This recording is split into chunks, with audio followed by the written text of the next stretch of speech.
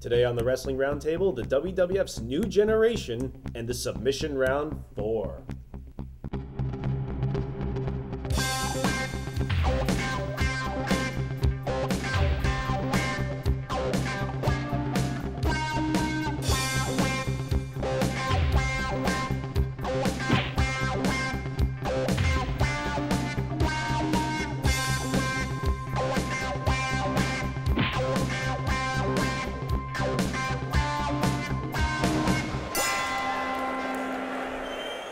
Welcome back to the Wrestling Roundtable. I'm the host, Eric Santamaria, working in wrestling 6 years, videographer, announcer, and many other things, and that is host of WrestlingRoundtable.com as well. Join us on WrestlingRoundtable.com to get all the links to our social networking sites, Facebook, MySpace, Twitter, as well as iTunes and Go Fight Live and Blog Talk Radio, where we were on Tuesday nights after NXT, 347-857-4647. Also sign up for the message board and newsletter. Stay up to date on Wrestling Roundtable. Joining the panel to my left, which is your right, is Chris Harris. He's an AV manager and fan of 18 years. And to my right, which is your left, Midge, who's an elementary school teacher. Scary to think about. Still hurt, I see, huh? Yeah, it took a big bite out of me. All right, well, you've also been a fan of 24 years, and also to my right, which is your left, Rodney LeConte, videographer, fan of 21 years, and director of the Grappling Kings. I guess that's coming out next year at this point?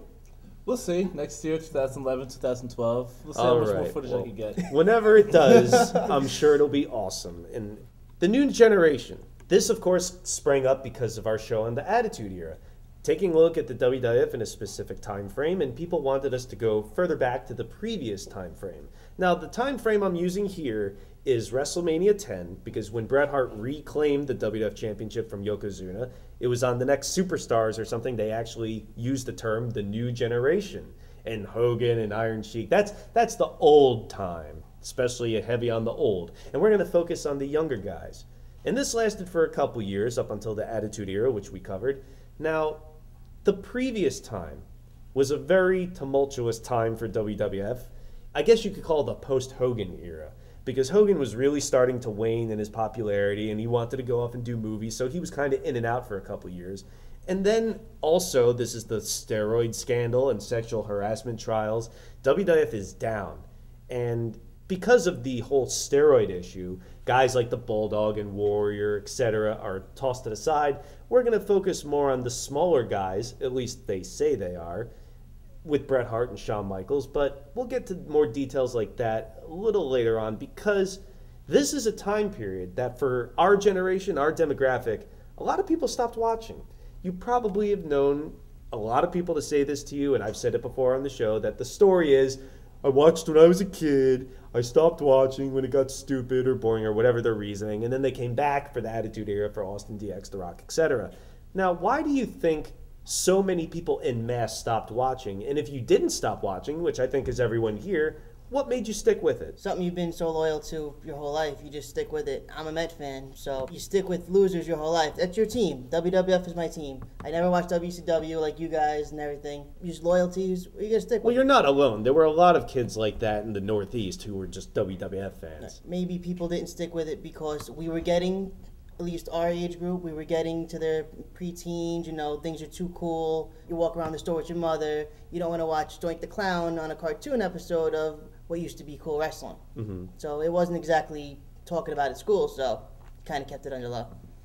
I think a lot of the casual fans, the casual wrestling fans, got away from it because they didn't see Hulk Hogan and Ultimate Warrior, the guys that they grew up with. Well, those are the casual fans, but more of the die-hard wrestling fans were sick of Hogan by then. They were booing him on his last few shows, cheering guys like Undertaker or Sid over him. So it was kind of like, all right, we've had 8 years or whatever of red and yellow. Yeah, let's move on. Well, at that point, I'm going to agree with Bret. I became really loyal to the product. I was also a WCW fan, but more of a WWF fan. And for me, it seemed like an easy transition from the Hogan era into that era before the New Generation that you just talked about, 92, 93 with Bret and Shawn Michaels. Like, you look at the pay-per-view right after WrestleMania 8. WrestleMania 8, you had Macho Flair and you had Hogan Sid, guys who have been around for a long time. The pay-per-view right after that, you have Macho Man and Warrior in the title match, but the main event was Bret and Bulldog, and it didn't seem forced. It seemed like it made sense. Well, it did. And it did make sense. And even after that, it made sense for Bret and Michaels to headline the show over Ric Flair, debuted at Razor Ramon, perfect. It really made it into a seamless transition to, all right, this is a champion, you know, we're going to have the big names, but we're going to have the big names on the undercard, and we're not going to let them create a shadow over these new stars that they're pushing. All right, but you mentioned WrestleMania 8, and as I've said on the show before, you can really see on the undercard, of course, Hogan and Flair and Savage and those sort of guys are on top, but you could really see them building the stars on the undercard with Undertaker, Michaels, Bret Hart, etc. But the thing that people look back on is this is the era of the smaller wrestler, because getting away from the steroid look, you got Bret Hart and Shawn Michaels and Owen Hart and those sort of guys flying around. But it seems as if WWF was like, we really don't want to do this. You could see just with Bret Hart alone, it seems as if they almost never 100% had faith in him, because they put the title on him and that seemed cool, but then it's like, let's get back to Hogan. Let's get back to trying building up Lex Luger as the next Hogan. Let's get back to Diesel, who's another big man. So it seems like they were just kind of forced into it by sheer quality, because these guys were bringing great matches. So do you think that going with smaller wrestlers was a bad idea? Because they also look back on this time as business was down, they were about to go bankrupt, they weren't doing well. Do you think that it's largely the smaller wrestlers' fault, or them not having faith in them? I think there's both pros and cons to it. If you look at it, people are just stuck with it. We all seem to like Bret Hart, Shawn Michaels, a lot of these guys, and we all grew into liking guys like Angle, Danielson, guys like that. People that liked the bigger guys, they were kind of there to watch, and they were gone. I think they pushed, at this point, they were pushing, in my eyes, I saw, instead of pushing the showmanship of a Hogan Warrior, they're pushing the athleticism of Bret Hart, the athleticism of Shawn Michaels. And you mentioned Diesel. I think they liked Diesel from the beginning. I mean, they constantly mentioned how he won all 4 championships in 1 calendar year. Well, he's so big. But he wasn't a bad wrestler back then either. He got some good matches. Back then, take it back all the time. No, but isn't it more like those bigger wrestlers were more personality-based as opposed to Bret Hart and Shawn Michaels, which were more performance-based? Could have been a mix of both. We're in the future now, so you don't even say what if. Look at the way we perceive the wrestlers that we watched then, and the big guys and the younger guys. Shawn Michaels, Bret Hart, those guys make an impact on Raw when they come back. It's a special event. It's crazy. It's, you know, Shawn Michaels still going around. If you had somebody like Diesel or Sid come back, it'd be cool for the first time, and then it's kind of like, okay, we're over this. It's like you hold the smaller guys in a higher regard because they are better athletes. They put on a better show. They weren't just a sideshow attraction. Well, there were a lot of things going on in the wrestling world at this point. And this is just WWF we've talked about. We haven't talked about many outside factors aside from the investigations. Creatively, they were losing out, I think a lot of people would say, to ECW. A lot of us did not become aware of ECW until later on.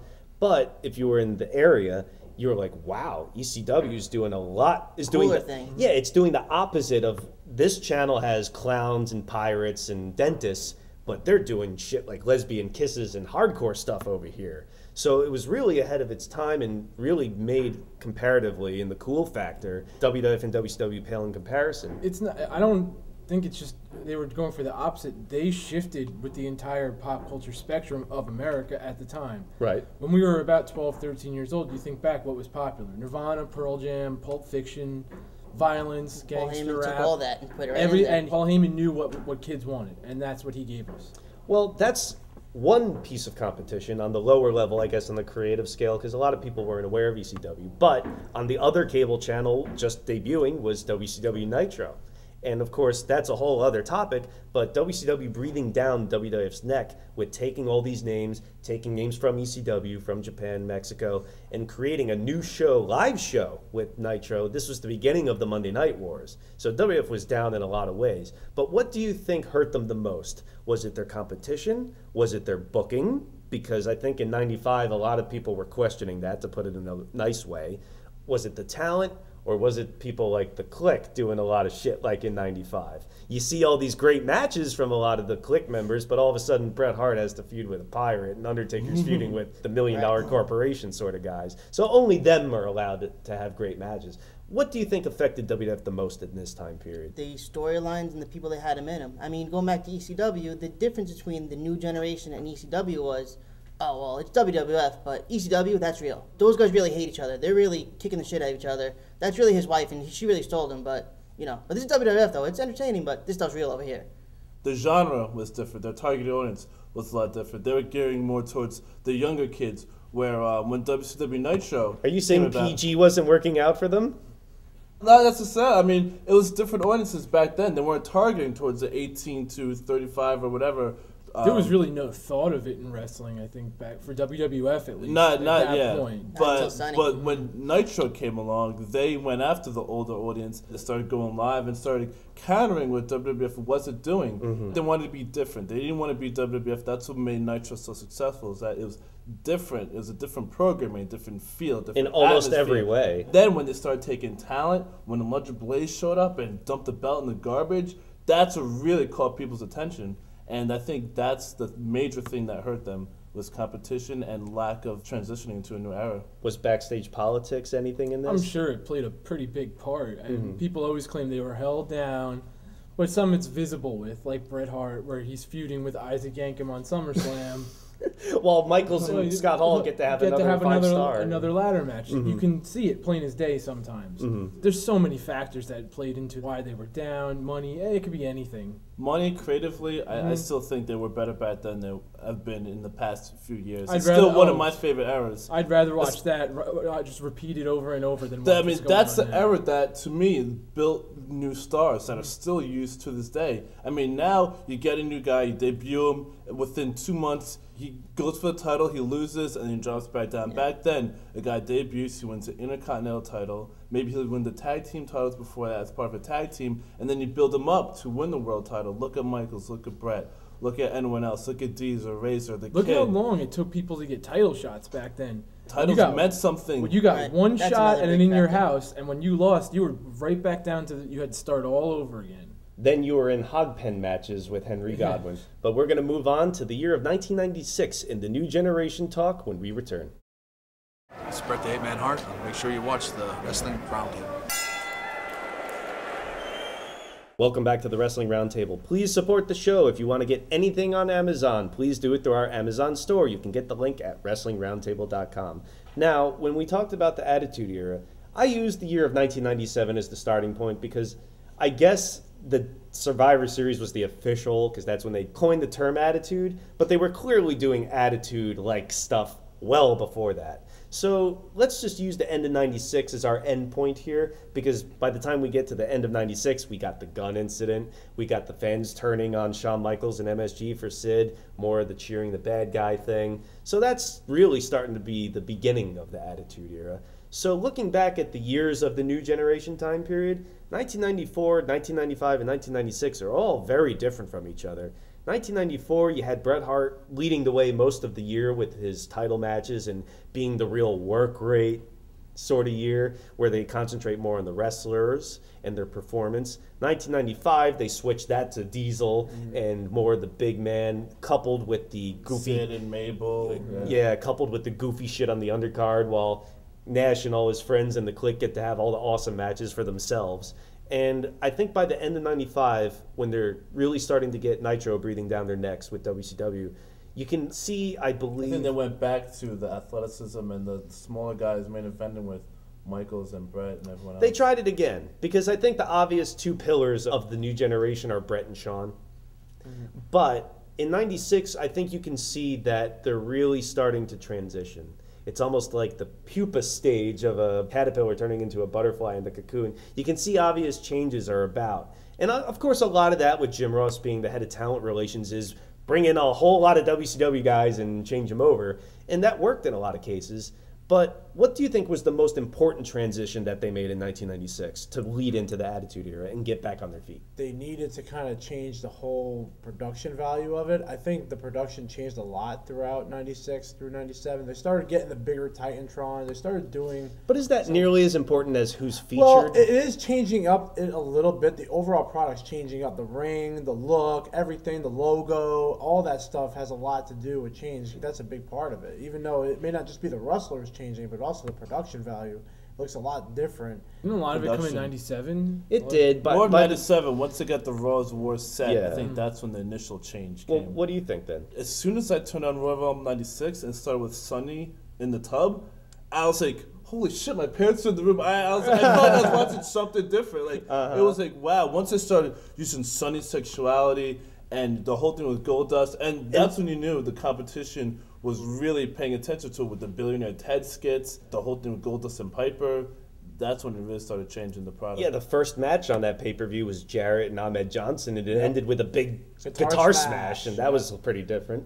What do you think were some of the big changes that they needed to make in '96 that worked? They really needed to really get serious with wrestling, and that's really the year they did it. The year before, we had Diesel and Mabel main eventing. Well, how about Yeah. this? They just debut Stunning Steve as the ringmaster, and that was goofy. No one liked it, but like within a month or two, he's the serial killer Stone Cold. This isn't working, so we got And to then change they it have up. strat matches on pay-per-view now. They were really kind of, it looked like throwing shit at the wall and It see kinda what was, yeah. sticks. And like the Austin thing, it took off. The ringmaster was horrible. Nobody liked it. Mm-hmm. And then Triple H screws up in MSG and, well, I guess you're going to win the King of the Ring this year. Do your best. I think they were also giving more real characters, like they're being themselves. Like you mentioned Stone Cold, you mentioned Triple H. They started changing The them. Nation at the end of The 96. Nation was a big thing. They're changing to real things that are really happening in today's society, which I think made it a little bit better. And you have to remember, that's the year that the NWO started. Yep. So Yeah. you had to know that they were shitting their pants in July. Well, of course, you're not going to beat the NWO on the other channel with fucking hockey players and MVP or Knuckleball. Knuckleball, whichever he was called. So let's move on to some of the more positive things that came out of that few-year time period. Usually when we cover these sort of things, it's best matches, moments, and overall shows. Nothing different this time. So what were some of the best matches? I'm betting that it's all going to involve either Bret Hart or Shawn Michaels for the most part. Undertaker and Diesel at WrestleMania 12. I thought the build-up to that entire feud was really good when he went under the ring. And I thought that match, though, was really good. Considering it was a very small card. There was only, Yeah. 5 matches on the whole show. But they built it up to make that look like the semi-main event show. And I thought it actually came off as a really good match. And It was a well-performed match. And how about when Undertaker had that replica or mannequin of Diesel in the casket? Yes. That was so Wow. realistic, it was freaky. So maybe it was a shot of him in the casket. We didn't know. Stone Cold and Bret Hart also Survivor Series. Probably the turning point of his career. And the turning point for Bret, where they started Both their shifting their careers, roles. When Bret Hart started getting a little more pissed off about everything that was going on in his life, and Stone Cold's getting his way on everything, and he's getting away with it. It was months after Bret Hart had left and almost left the company in general, and Stone Cold had really taken off in that point. So it's really the old guard versus the new guard, and what an amazing match. And it's forgotten in light of the WrestleMania 13 classic, but it's a great match in and of itself. The build-up to those matches, not unlike now where they weren't fighting each other on Raw every week, they didn't touch each other until the match. Brett That wasn't was even really great. Brett was on there. the Yeah. He had Except one for, interview, one interview on Raw, and that was that's it. it. And Austin carried the entire program. There was a tag title match on Raw in '95. It was Razor Ramon and Cyber Vega versus Yokozuna and Owen Hart.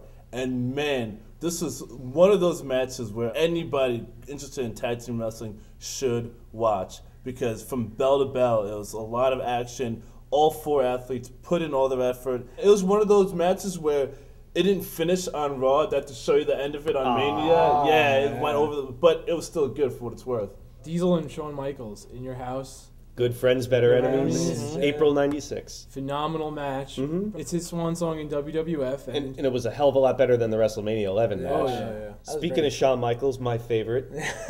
What about him and Jeff Jarrett in Your House That was a good one, 95? too. That Great is a match. forgotten gem as well. Really good, well-performed match. And yet again, another example of how prestigious the Intercontinental title was, because Michaels still on the verge of becoming a world champion. They had given him that run from the Rumble to WrestleMania and didn't put the belt on him, but he was still in there as a name, and even winning the Intercontinental Champion for the Big deal. yeah, it was his third time, but it still meant something, and Jarrett kept up with him. Keep that in mind. Yes, Jared did. But I also wanted to bring up Bret and Bulldog from December '95 in Your Yes, House. yep. Yet another Bret Hart match that gets, I guess, Tossed away. over. Yeah, people forget it in light of their great SummerSlam '92 match, but heel Bulldog And Bret Hart this time, when they weren't supposed to have any blood, PG again, they still did it anyway, and it ended up being a really good match, another forgotten one. But what about the moments? What were some of the best moments of the New Generation? Ahmed Johnson become the Intercontinental Champion. That's a big deal. They never had an African-American Intercontinental Champion, so that was a huge deal. Beating Goldust after he's getting all these wins. Ahmed was getting a lot of real steam. He should get some credit for doing what he did. Why not? I mean, the guy was awesome back then. I know a lot of people giving him a lot of until he got injured constantly. He was destined to be a main event. Yeah, this guy was huge. This guy was Goldberg before Goldberg. Yeah, he was huge doing planches, just tiger bombs. That was a pretty cool move. Ultimate Warrior's return was also another big moment. Because then you had the magazine, you had all that stuff. See, I didn't like it because he seemed so out of place. When they're focusing so much on these newer guys like Shawn Michaels, Owen Hart, it just seemed like he didn't really fit in anymore. It was kind of excited because he was a name that we knew and liked and everything, but once he came back, it was like, this just ain't working. He didn't fit, I don't think. I feel that. Ahmed body slamming Yokozuna on Raw. A real body slam. A real body slam. Yeah. What a way to debut a character. Bret Hart winning the belt at WrestleMania 10. With beating Yokozuna, getting his win back from the year before, and all the guys coming in, and him and Owen staring at each other at the end. Probably one of the best moments. I was actually there for that one, and and it doesn't get better than as a kid watching that. Macho Man's final WrestleMania, and then you got Bret Hart winning the belt, the celebration. And all the celebrities, too, in that one. It was amazing. Yeah, I mean, it's funny. That can't be. Between, like, Bret winning the King Ring and everything, that and music, to me, is synonymous with big celebrations, whether it's winning a huge match or a belt or something like that. Owen turning on Bret at the Royal Rumble. Yeah. I'll kick your leg out of your leg. Setting up one of the greatest feuds, two of the best matches of that year. Oh, yeah. And even though we knew it was coming, it still played off awesome. Even though Owen messed up his line, it still had that backstory from months before building up to it, and I thought it was well done. Speaking of turning, I liked when Sid turned on Shawn Michaels, as you could probably imagine. Yep. Just the way he powerbombed the shit out of him the next day after WrestleMania 11. You bought that Michaels was legit hurt from that. He just beat the crap out of him. But what about Lawrence Taylor and Bigelow at the Rumble 95? That was definitely very interesting. Didn't see that coming. Nope. And it came off realistic, I thought. And it was one of those moments like, wow. They kind of recreated that with Big Show and Mayweather the other year. Yep. It seemed like that spur of the moment, holy shit sort of thing.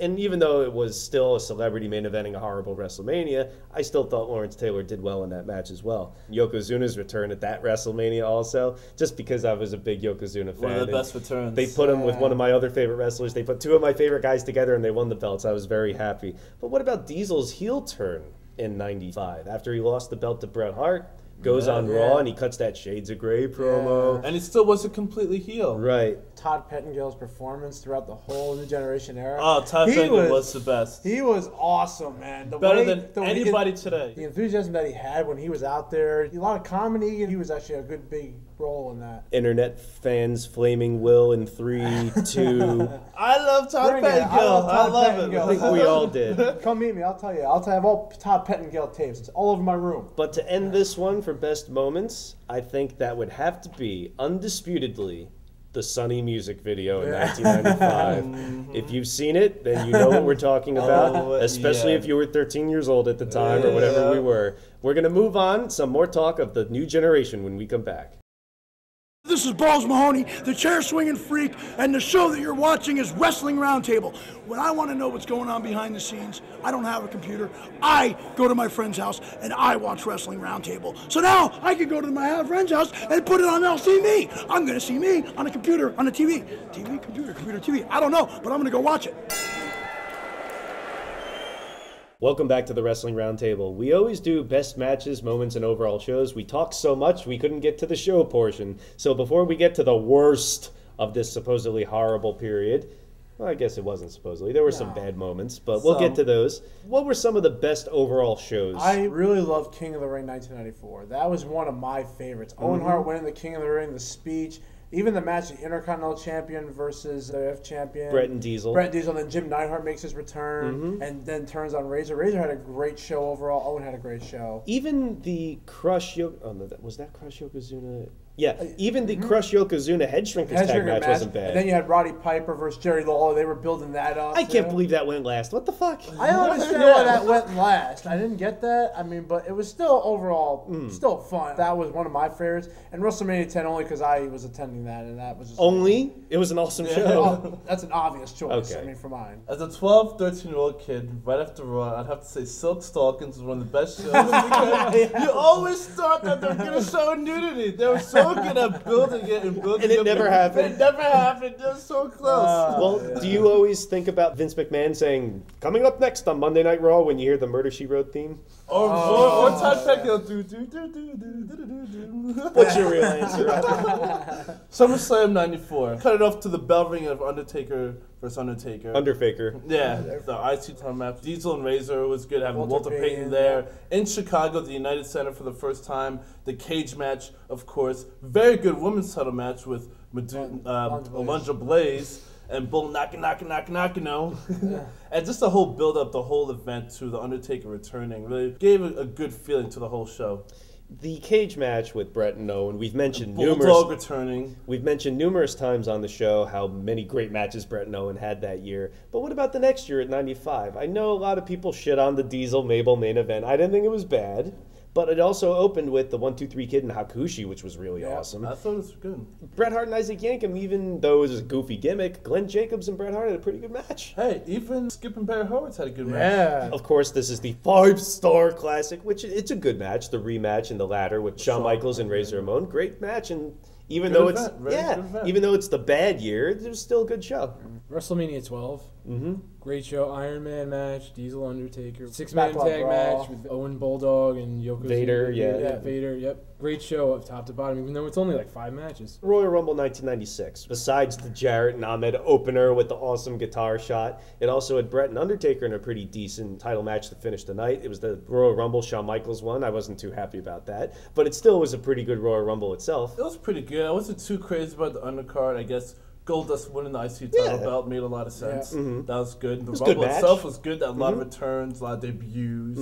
I thought the opening vignette was on point, and that's nothing about the New Generation. Each event, each build-up to a match, main event, whatever, had its own different video. Each video package had a different feeling. It wasn't like this one where every move was replaced with bomb sound effects and slow motion of Randy Orton's kicks. So the video production was great. Rumble 96 really touched on that. They did have a lot of great hype videos, and especially the opening of Rumble 96 is really good if you YouTube that after watching our show, of course. But Survivor kind of build up to the Iron Man vignettes too. But even the Survivor Series 96 I thought was good. Michaels and Sid had a pretty good match up until the finish, which I thought was kind of lame, but people still cheered Sid anyway. Bret and Austin, as we mentioned before, and a lot of the great Survivor Series tag matches, they were getting a little more violent and a little more high spot centric, and a lot of debuts as well with Too Cold Scorpio. I know you didn't enjoy the look, but Furnace and LaFon, Rocky Maivia, they had a lot of new guys coming in, and I enjoyed that show too. Maybe you guys didn't, but that's just me. So let's move on to some of the worst. What were some of the worst matches? Razor Ramon versus 1-2-3 Kid.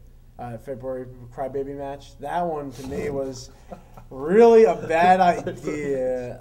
Now you all remember that one. Baby powder and the bottle and diapers. I gotta tell you, it was a good feud. That could have been left for WrestleMania type, the way that went with the $1 Million Corporation. He turned on him. But they went with that, and that was just an embarrassing way to end it. I just didn't like that match at all. Taker versus Taker. I'm sure I mentioned it on the show, but you had this huge pop, this huge ovation for the returning Undertaker. Comes back, new music, new cosmetic change, and then it's like ding, ding, ding.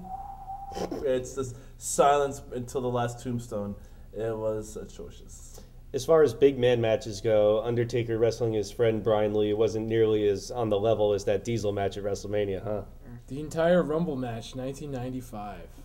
I think Will disagrees with you. Hate that match so much. How could you possibly? First of all, there's only 2 names in the entire thing that had any chance of winning it, and they're number 1 and number 2. Well, plus Owen was another name who got in and out he was in and out for seconds. Oh, I don't understand that part. But there's only 60 seconds, I think, in between. Oh, it was the shortest one. Ever. Well, they had a lot of build with the Diesel Bret match. I mean, that was not good. That doesn't excuse this horrible Rumble. That wasn't a bad Rumble. I think having. I'm not talking about the entire Rumble. I'm talking about the entire Rumble match itself. You're just looking at 2 guys. This is 28 other people, and it was all shit, I think. But the obvious one also is Harvey Whippleman and Howard Finkel in the tuxedo match on Raw. Those are some of the obvious ones as well. But what were some of the worst moments? That could be one. Mabel winning the King of the Ring was probably one of the worst moments. I did not understand I didn't think it was that bad. What was the point of building him up? Like, I didn't understand it. He turned heel out of nowhere for no reason. Well, the Men on a Mission wasn't much better. Yeah, The mid-90s JBL. Yeah, exactly. They built Savio Vega up pretty well to win that because he had to get on a qualifying match just to get on the show. I didn't like that King of the Ring. And the fake Razor and the fake Diesel was probably like... Okay, well, I was going to bring that up, so let's do that now. How Bush League and second class did WWF look when they hyped for weeks? Now, this is a time when people are jumping ship and there's a lot of intrigue and the internet's breaking out and blah, blah, blah. So you're thinking, well, they're harping on this a lot. Is there really going to be something or blah, blah, blah? Yeah. And then, of course, you're flipping through the channels. You see Hall and Nash just squash somebody on Nitro. All right, it's obviously going to be a fake guy. And Jim Ross does his shoot promo. And Jim Ross does those well. He did a couple in the past few years after that with the Bell's Palsy thing. But then it leads up to some fucking fake Razor Ramon and Diesel thing. It just wasn't working out whatsoever. No, not at all. What didn't work out for me whatsoever was... Even though it was necessary at the time, but being a Bret Hart fan, having Shawn Michaels win the Iron Man match, really, I was not happy. It was his time. It was his time, but not against Bret Hart. And him winning the Royal Rumble, I had the same reaction as Mr. Perfect did. As soon as he kicked Diesel over the top rope, I was like, no, come on, again? Really? No, I would rather see Diesel win. Here's what's bullshit about that. They kept changing the rules of the Rumble just so Michaels could win. In 95, with the 1 foot on the ground, they never said a thing about that before. And then Vader came in the next year in 96, fucking threw him over the top. Why isn't he eliminated? Why can he get back in? That's fucking bullshit. It is bullshit. But they change the rules every year. They change the time. Only if Shawn Michaels is going to win. Only if Shawn's going to win. There you go. Well, people always go to the goofy gimmicks. And one of the things they bring up is Doink the Clown, who people liked as a heel, I believe, but as a face, not so much. And when they were building up to the Lawler in his midgets versus Doink in his midgets. That was great. That was great. Yeah, the visual of Doink, Dink, Wink, and Pink or Zink or whatever the fuck, dancing around and sliding down the heart pillow on the Heartbreak Hotel, that's a perfect picture of WWF right there, isn't it? And I didn't really care for Bulldog's heel turn that fall either. No, they were breaking up the Allied Powers. Who the hell wants to boo the Bulldog? So... let's move on to some of the worst overall shows. SummerSlam 96. Take out the Boiler Room Brawl. That show is pretty crap. Shit. It was crap. That ended the championship match, especially with Vader not going over after how many attempts, God only knows. I mean, besides Boiler Room Brawl and Mark Merrill's shooting star press. Marty Jannetty did an awesome bomb off the top rope on that show. It can't be all bad. WrestleMania 11. Awful show. I really don't think I can think of anything good off of it at all. It's definitely the least watched. Lawrence Taylor and Bigelow. And if that's your best moment, tag team titles. All right, so we'll give the tag match, and when the celebrity is, the best thing about the show. Come on. Bret Hart and Backlund, which we didn't see at the time because our cable system went out. It wasn't very good at all. Really, they shit up that ring. Especially in light of the great matches they had the year before. Yeah. It seems like a natural progression and a good idea with the whole Scrooge job and the submissions and blah, blah, blah. To Bret Hart get back at him finally and use his own crossface against him to make him quit. Sounded good on paper. In real life, not so much. But also the Diesel-Michaels match, it fell really flat to me. Everything from the whole dynamic of Michaels pretty much playing babyface, getting beat up by the big guy, to that horrible jackknife he beat him with, it just really didn't work. At least Pam Anderson was there. Yeah. At least Pamela Anderson was there. But also, you mentioned King of the Ring 95. Yeah. It was Diesel and Bigelow against Sid and Tatanka. There you go. That's my exactly And it was point. Also the tournament where Shawn Michaels was in it. Shawn Michaels didn't progress like people, I guess, were hoping for. Yeah. And then Savio, like you said, was built up during the night and lost. And I guess Shawn Michaels, Savio Vega, I don't think it really provided anything for people to enjoy. But hopefully we are, because we're going to move on to your questions. Submission round 4 when we come back.